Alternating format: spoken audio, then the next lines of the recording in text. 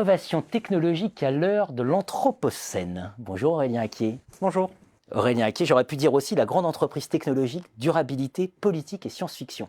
Alors, le premier article, c'est dans les cahiers français. Le deuxième, c'est dans Entreprise et Histoire, très belle revue. Aurélien Acquier, vous êtes professeur de management à ESCP Business School et vous êtes co-directeur de la chaire Deloitte ESCP consacrée à l'économie circulaire. Tout à fait. Alors peut-être un petit mot d'abord sur l'anthropocène, qui est cette espèce de gros mot qui s'est imposé dans le débat public là, et qui s'impose de plus en plus fort dans le débat public et dans le débat scientifique. Alors cette notion d'anthropocène, je crois d'ailleurs que Xerfi a réalisé déjà des vidéos sur ce sujet. Effectivement, c'est une notion qui est aujourd'hui de plus en plus mise sur le devant de la scène et dans le débat public pour qualifier la nouvelle relation à la nature en fait, qui s'établit depuis en gros toute une controverse sur la datation de l'anthropocène, mais peut-être avant de rentrer sur les débats sur la datation, qu'est-ce que c'est que l'anthropocène? C'est un concept qui a été proposé par Joseph Crutzen au début des années 2000 et qui signifie littéralement l'ère de l'homme. Et cette entrée en fait dans une nouvelle ère dans laquelle quelque part l'homme devient son propre contexte, dans lequel finalement c'est l'action de l'homme qui va devenir décisive sur les transformations de son milieu. Et donc pour peut-être utiliser une métaphore, au lieu de parler de la nature comme d'un environnement, la nature devient un milieu dans lequel nous interagissons et dans lequel l'action humaine en fait devient le principal critère de transformation de cet environnement. Alors évidemment, cette bascule, on peut parler de bascule. On peut parler de bascule et en fait, cette bascule elle devient de plus en plus forte depuis la période qui a suivi la Deuxième Guerre mondiale, les 30 Glorieuses, dans lequel ces effets massifs de l'action humaine sur ces écosystèmes se sont accélérés, quoi. Et donc on parle notamment de grande accélération et aujourd'hui, effectivement, tout ce nouveau rapport à notre environnement et à la nature, en fait, on le voit à travers toutes les publications dans les journaux sur le dépassement des limites planétaires, les problématiques de réchauffement, d'effondrement de la biodiversité, d'effondrement du vivant. Donc toutes ces choses qui ne sont pas très réjouissantes, en fait, ce sont des marqueurs de l'anthropocène. Ce sont des marqueurs de l'anthropocène. Et donc quand on travaille sur l'innovation et le management de l'innovation, évidemment, ça pose le problème un peu différemment et notamment, ça pose la question des externalités. Et effectivement, c'est ça, les deux papiers là, que vous citiez, c'est deux papiers qui portent sur ce que fait l'anthropocène au management de l'innovation, quoi. Et l'idée de ces deux articles, en fait, c'est de montrer qu'on est devant des ruptures très très fortes par rapport à la pensée classique en matière d'innovation pour plusieurs raisons. D'abord parce que ce que montre l'anthropocène aujourd'hui, c'est que l'innovation peut être une source de progrès si on la comptabilise comme création de valeur, de richesse, de confort, etc. Mais qu'elle a aussi des contreparties avec des impacts de plus en plus forts sur la nature elle-même. Aujourd'hui, on a plus de 1 milliard de téléphones cellulaires, de smartphones qui sont vendus chaque année, ce qui à la fois va impacter très fortement la consommation de terres rares, de matières premières, etc. et qui pose vraiment une question très forte en matière de soutenabilité, quoi. Et donc, ce que nous dit l'anthropocène, c'est qu'en fait, on est devant un changement de paradigme et toute innovation n'est pas forcément bonne. Et toute innovation va aussi générer des effets externes, des externalités.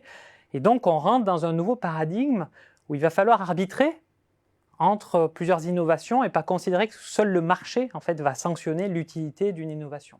Absolument, il y a le possible, il y a le souhaitable, etc. etc. Et c'est complètement nouveau en fait, par rapport au paradigme classique de l'innovation, qui ne se pose pas tellement la question de l'utilité normative, enfin, ou de la valeur normative d'une innovation. C'est-à-dire le paradigme classique de l'innovation, c'est le marché va sanctionner une utilité chez le client, mais par contre, savoir sur quelle base on va juger l'utilité sociale d'une innovation, ça c'est très nouveau. Ça c'est très nouveau. Ça pose des questions, enfin une grande question, qui est celle de la légitimité. Alors tout à fait, c'est-à-dire que le grand problème aujourd'hui, c'est que comment est-ce qu'on évalue cette utilité ? Et en fait, on manque cruellement de grilles pour le faire. Aujourd'hui, par exemple, ce que l'on voit émerger au niveau international, c'est une grande discussion autour des objectifs de développement durable qui ont été définis par l'ONU en 2015, qui a édicté 17 objectifs de développement durable. Et ce que l'on voit, en fait, c'est que les entreprises, les entrepreneurs du tech for good, par exemple, c'est-à-dire ces acteurs qui vont développer des technologies pour le bien commun, de plus en plus essayent de se positionner par rapport à ces grands objectifs de développement durable. Le problème, c'est quoi? C'est que ces objectifs de développement durable, il y en a 17. fait beaucoup. Ça veut dire quoi? Ça fait beaucoup, effectivement. Et donc, tout entrepreneur qui est un tant soit peu malin, rusé, va être tenté d'utiliser les objectifs de développement durable pour, en gros, instaurer un registre de légitimité qui est favorable à son innovation. Et donc, aujourd'hui, il y a un grand problème par rapport aux objectifs de développement durable, c'est qu'ils ne sont pas vraiment hiérarchisés. Et donc, ce qu'on observe, c'est que les entreprises et les acteurs privés s'emparent des objectifs de développement durable pour scénariser leur innovation et la légitimer dans une société où on n'a plus tellement de critères de légitimité. Absolument. Crise de légitimité, ça fait penser, d'ailleurs vous l'évoquez en conclusion de votre papier, l'entreprise Essar, ça fait penser tout de suite à Romain Hofer. Tout à fait. C'est un risque majeur.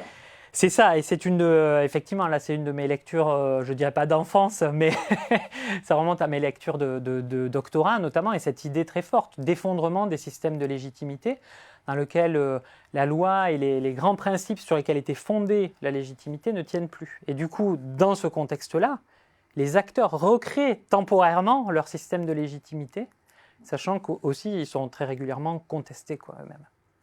Et c'est vrai qu'aujourd'hui, tous les débats aussi qu'on observe autour de la raison d'être de l'entreprise à mission, etc., s'inscrit dans cette démarche qui consiste à refonder la légitimité de l'acteur privé.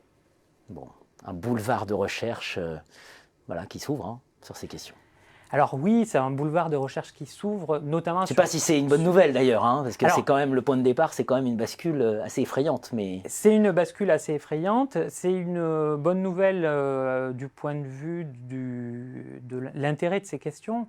Ce qui est sûr, c'est qu'il va falloir repenser de manière assez forte en fait les paradigmes classiques de l'innovation. Et le grand message, c'est que ce qu'on observe aujourd'hui, c'est que l'innovation et le politique sont plus dissociables. L'innovation devient politique. Et donc, il faut absolument aujourd'hui rapprocher les sciences politiques du management de l'innovation pour se poser plusieurs questions. C'est à la fois, si l'entreprise dit qu'elle travaille pour le bien commun, comment est-ce que ce bien commun est-il défini? Par quel processus démocratique? Avec quelle gouvernance de cette mission ou de cette raison d'être de l'entreprise? Et de l'autre côté, comment est-ce qu'on pense aussi toute une série d'innovations dans le périmètre politique pour faire émerger ces nouveaux critères, hiérarchiser les objectifs de développement durable, etc. Je vous écoute. On va conclure cet entretien, puisqu'on arrive au terme de cet entretien, mais je me dis, finalement, si on ne trouve pas de réponse, c'est l'autoritarisme qui nous guette, ou le risque. Évidemment, c'est un des risques, un des grands risques de ces processus-là, c'est de basculer dans l'hégémonie, dans lequel on aurait soit un acteur public, soit un acteur privé, qui institue en fait ces critères de légitimité sans débat démocratique et sans contre-pouvoir. Et donc ça, c'est tout l'enjeu, je pense, des années qui viennent et du prolongement des travaux aujourd'hui sur l'idée d'entreprise à mission, les comités de stakeholders, etc. C'est comment penser leur gouvernance pour vraiment avoir une prise démocratique sur ces processus-là et éviter des dérives hégémoniques. Le management est un sujet politique. Éminemment. Merci Aurélien Acquier. Merci.